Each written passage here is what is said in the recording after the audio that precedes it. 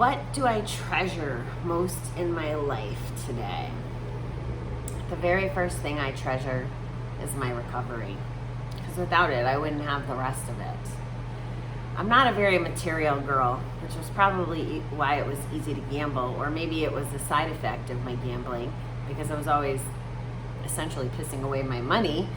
I didn't have time to spend it on the latest and greatest or the name brand things that I'm so unsavvy on name brands, I can't even list any. So my recovery and my sobriety give me a clear mind, clearer than I've ever had, honestly. And it's still not the clearest, but I can be open-minded and have clarity to continue to learn and continue to develop. And that's pretty exciting. I also treasure the people in my life, the people who have set the examples. And this is everything from my mom, who is so strong and so giving and helpful to other people, to people that show up in the rooms, newcomers, and the seasoned vets of long time sustainable recovery. I treasure all of that. I treasure the words of authors who point out different perspectives and help me grow and learn. I treasure my peers in all my online learning communities. I treasure flowers. Even though I was in the flower business for a really long time, I never got sick of them.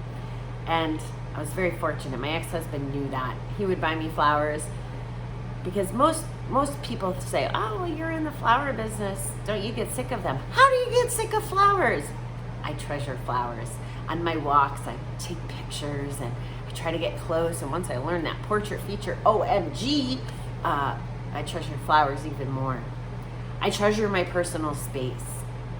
I treasure quiet. I don't even know that I noticed personal space or noise before my recovery. I treasure my niece. She is beautiful and powerful, and she just makes me so proud every day. I treasure our relationship, and I treasure the attributes that it takes to sustain the relationships that I have. I treasure honesty. I treasure having those hard conversations. I treasure reflection. I treasure water.